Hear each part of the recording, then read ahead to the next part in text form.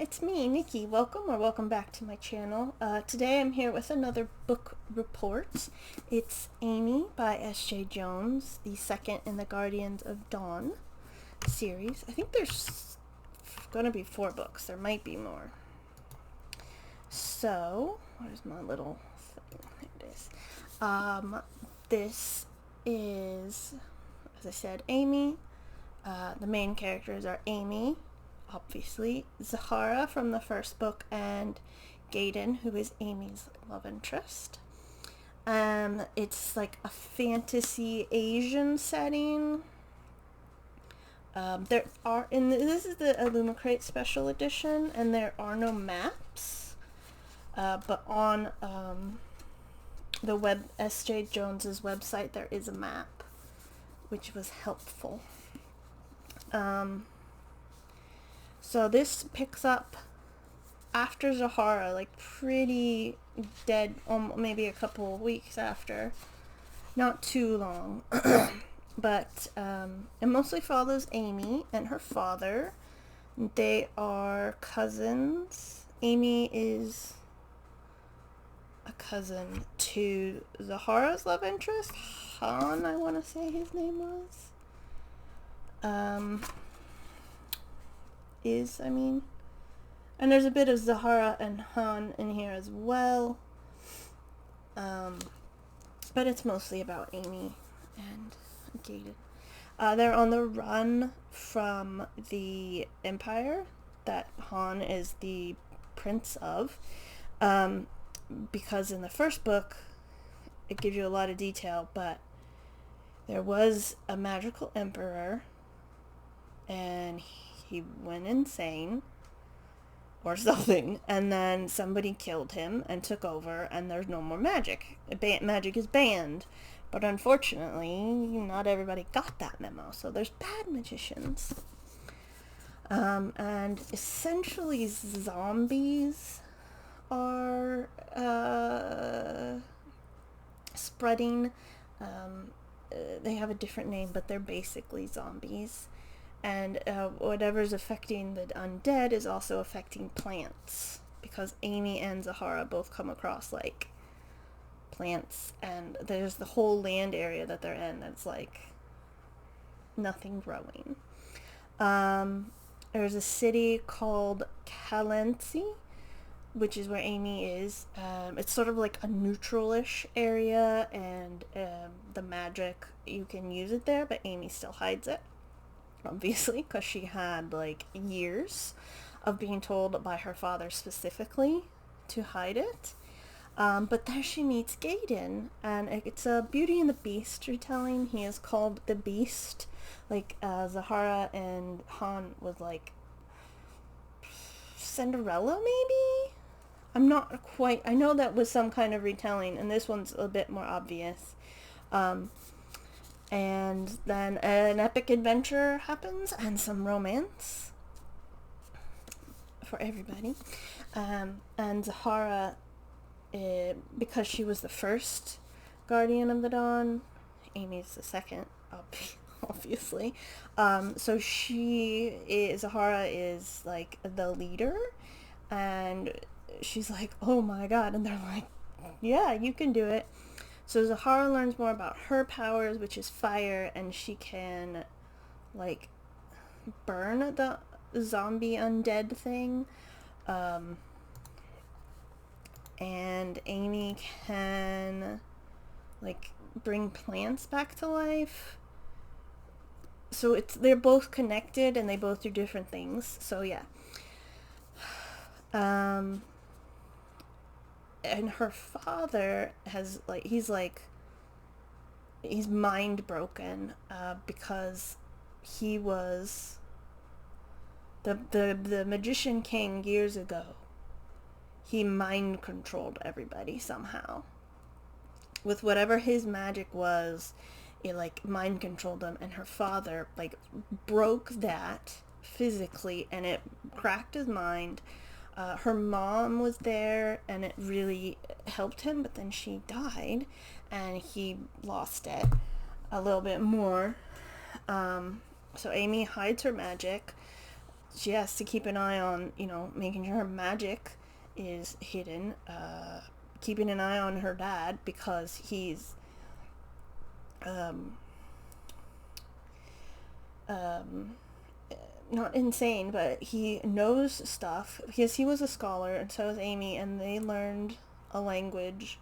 I don't know if her dad knows it, but it's called Language of the Flowers, and it's like a secret script, and there's a book that is broken into parts, and they're trying to find it, and he knows all of it, and so he spouts off stuff that people think is nonsense, but it's not really. And then she also has to make money so they can eat.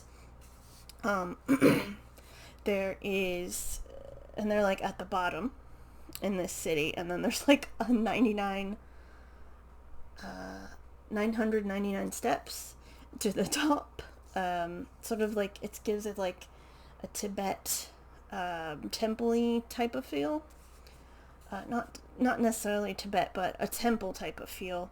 And it feels like that, with my basic knowledge of, or probably less than, but you know what I mean. And at the top is like where Gaiden lives and a couple other important people, and there is a tree, and it's called a pillar. And people want to worship at it, as they have been, but another guy won't let them, and it's just like a big cluster. Eventually, the pillar gets affected by this blight, and that's affecting everybody. So, and then Zahara shows up, and they meet, and eventually Amy comes to terms with what she is, a guardian. And when Zahara and Amy like touch after Amy comes to this realization, they like become instant friends because their magic connects them, and their past lives, they're reborn from the ancient times. And then Gaiden is also having issues with their past, which I'm not going to spoil because I thought it was pretty good, but it becomes more prominent as the story progresses and everybody learns everything about each other.